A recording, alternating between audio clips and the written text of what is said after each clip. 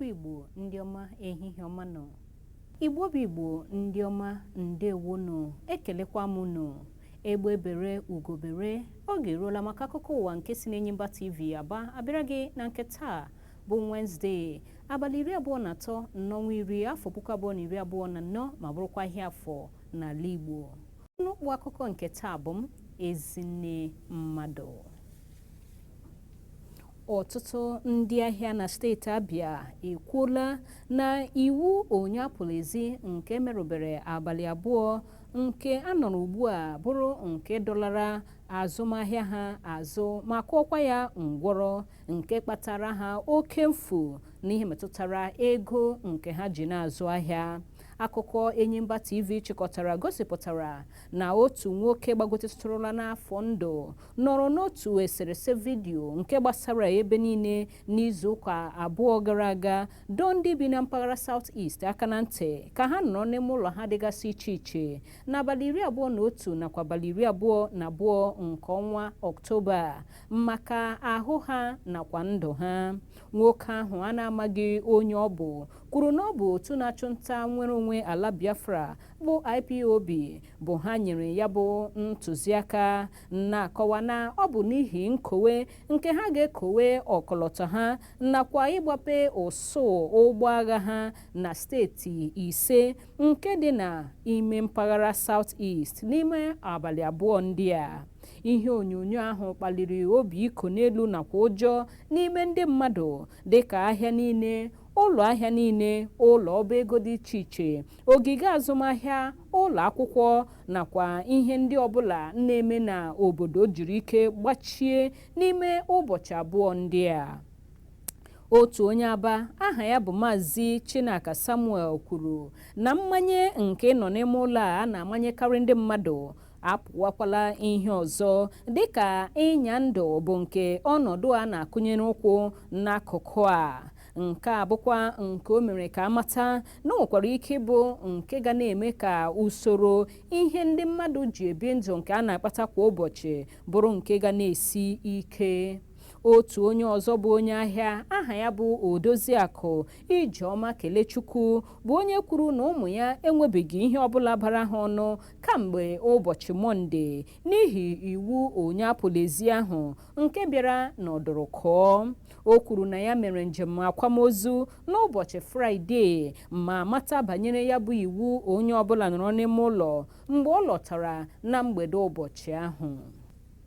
Anwụchiela otu onye dibịa anya nzu aha ya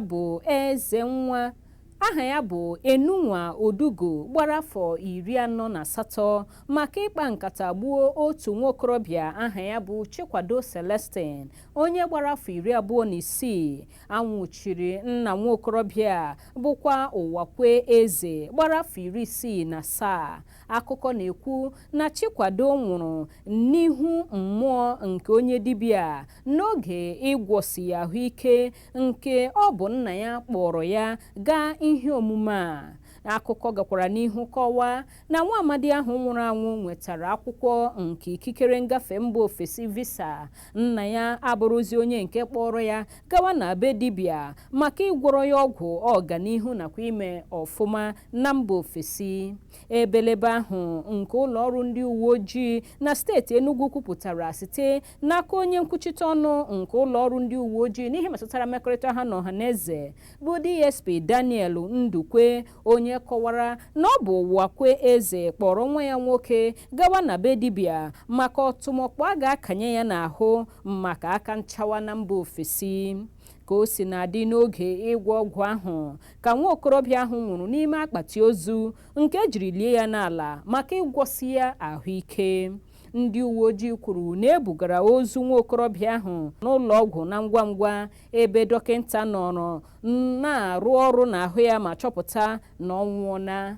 Emechaziri buru ozu ya dọba n'ụlọ ọba ozu maka ime ya nnyonyo mgbe ọbụla a ga-achọpụta ihe nke dugara n'ọnwụ nwa okorobịa. Ndukwe kwuru na onye dibịa ahụ ekwetala n'arụ a nke ha kpara tinyekwara ndị ọzọ nke ha na-akpakwa n'oge ndị gara aga, na-ekwu na ihe gburu nwa okorobịa ahụ bụ na o rubeghị isi n'ụfọdụ ụkpụrụ na iwu nke usoro ịgwọ ọgwụ ahụ e nyere ya na mmalite. aka na-enyocha ọnọdụ ahụ ebe a ga-akpụpụ ndị a na-enyo enyo n'ụlọ ikpe ma ọ bụrụ na ụlọ ọrụ ndị uwe ojii apịachie nnyonyo ha. Gọọmenti steeti Enugu ekwuola na ọ ga-enye ụlọ akwụkwọ niile nakwa ụlọ azụmahịa ndị rubere isi n'iwu nke onye ọbụla nọrọ n'ime ụlọ ahụ na-eko achịcha nke emere abalị 2 na mpaghara South East ntaramahụhụ. Onye odeakwụkwọ nke gọọmenti steeti ahụ bụ Chidebere Ọnyịa kwupụtara nke a n'ọgbakọ ndị ntaakụkọ nke hiri odo n'Enugu. Ndị ọrụ ndị ọzọ nke gọọmenti tinyekwara ndị isi nchekwa na steeti ahụ bịachara ya bụ ọgbakọ bụkwanụ nke enwere ka akpagharịchara gburugburu ụlọ akwụkwọ dị iche iche, ogige azụmahịa, ụlọ ọba ego dịkwa iche iche nakwa ọdụ ahịa ndị enwegasịrị na steeti ahụ.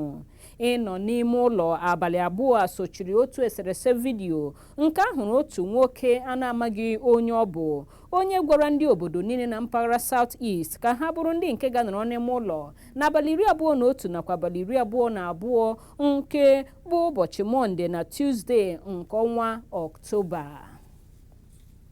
Gọvanọ steeti Anambra bụ Ọkammụta Chukwuma Soludo amapụla ọkwa na ọ bụ aka ya na ndị niile ọ bụ ha kpara arụ nke ogbugbu ndị mmadụ n'obodo Nibo, kansụl Ọka South nke steeti Anambra n'ihe metụtara nkụkọrịta isi nke ndị otu nzuzo. Gọvanọ Soludo mere mkpọsa mgbe ọ gara leta ogbe ahụ bụkwa n'ebe njinji ya jiri n'obodo Nibo. Mgbe ọ na-agwa ndị ahịa okwu na Nibo, gọvanọ kasiri ezinụlọ niile nke ahụ metụtara obi ebe o mesiri ndị mmadụ obi ike na ndị ọrụ nchekwa nọ n'ọrụ ha ugbu a ịhụ na ha ga-echekwa ndị mmadụ maka ọdịmma ha dịka ha ga na-agara mkpa ha. Onye gọvanọ na mkpagharị ọ na-eme kwa ụbọchị Mọnde ọbụla ugbu a gburugburu steeti ahụ iji hụ na ndị mmadụ na-agara ihe ndị dịrị ha na mmegide nke ntụziaka nke onye ọbụla apụla ezi n'ụbọchị Mọnde nke ndị na-emegide ọchịchị nakwa iwu obodo tinyere.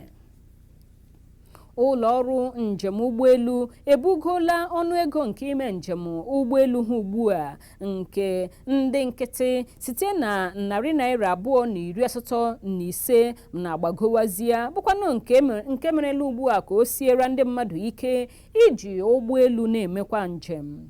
Nnyocha nke mere n'ụlọ ọrụ njem ụgbọelu ndị dị 5 n'ọnụọgụgụ gbapụtara ihe n'ala anyị bụkwanụ nke gụnyere ụlọ ọrụ Air Peace, United Nigeria, Ibom Air, Arik nakwa Mass Air kpughere na enwere ihe ruru pasentị 200 na mgbago nke ụgwọ a na-akwụ maka iji ụgbọelu eme njem n'akụkụ ụfọdụ nke ebe ndị ụgbọelu a na-aga.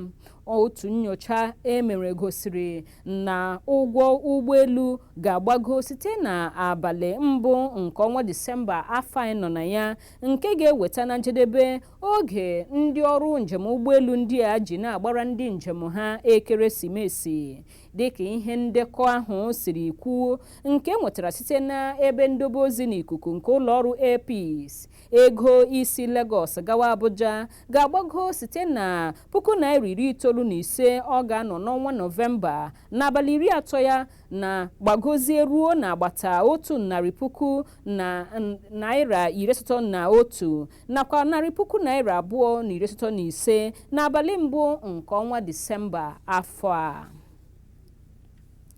Gọvanọ steeti Jigawa bụ Umaru Lamadi ekwuola na ka ọ dị ugbu a ọnụọgụgụ nke ndị nwụrụ na ihe mgbawa nke ụgbọala tanka ahụ bụ mmanụ patrolu mere na steeti ahụ n'izuụka gara aga eruola ihe ruru 181.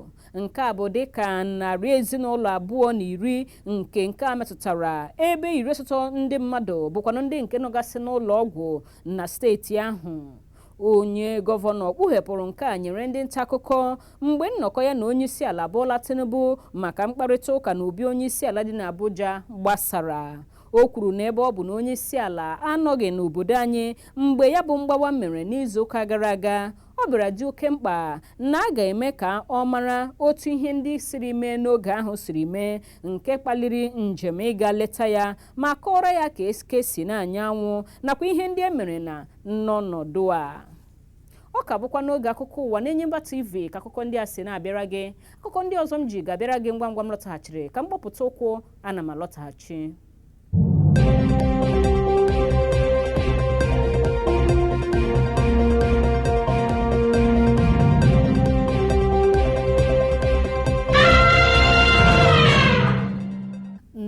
Na-eburu n'obi na ịka na ebe ahụ ka anyị gaa n'ihu n'akụkọ ndị nke anyị ka ji n'aka ka fọrọ.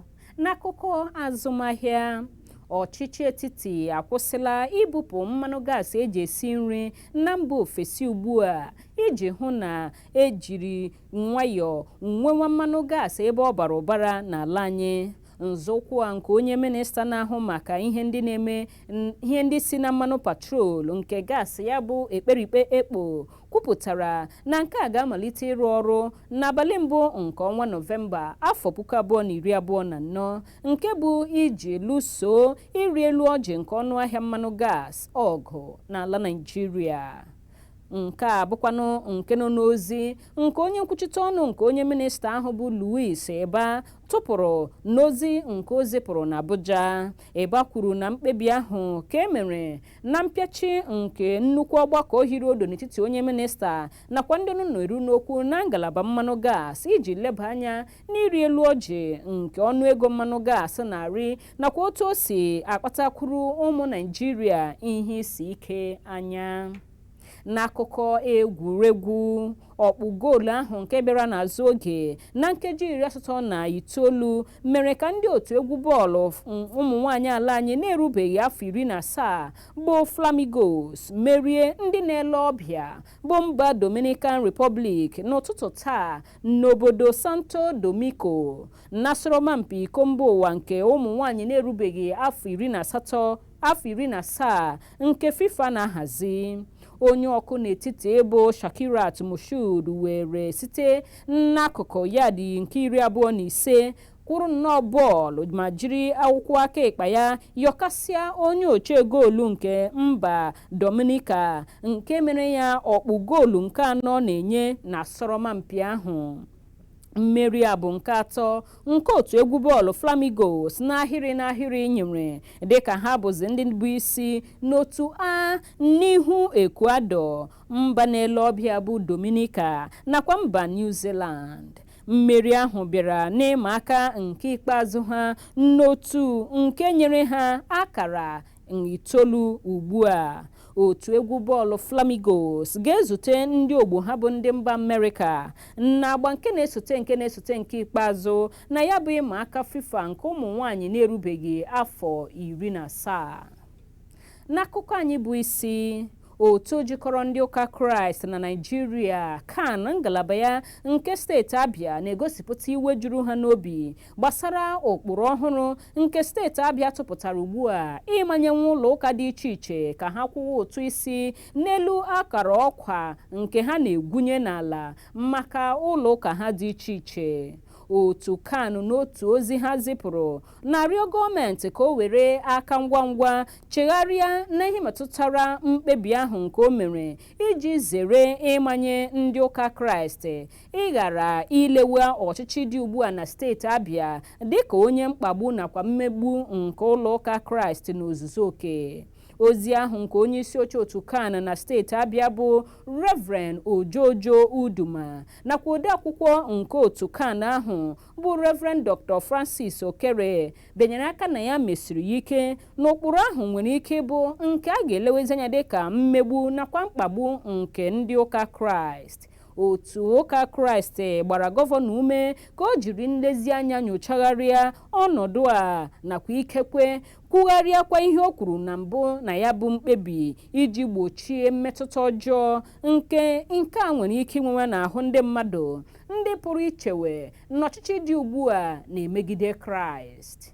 Ọ bụ n'akụkọ anyị ahụ bụ isi ka anyị na-achịsọwa n'akụkọ nke taa na-ekele gị n'ụzọ pụrụ iche maka ị na-ebe ahụ gee ntị maka iri akụkọ nke taa. Chebirikwa anyị mgbe ọzọ anyị ga-ewetara gị akụkọ ụwa site n'ịganye aka n'ihe onyonyo anyị bụ Enyimba TV Aba. Abụ m Ezinne Mmadụ na-asị gị egwu ahụ anyị gbafọrọ ụbọchị otu Igba ga-akwa nne ya anyị ga-agbapụcha ya. Kachi bụọnụ.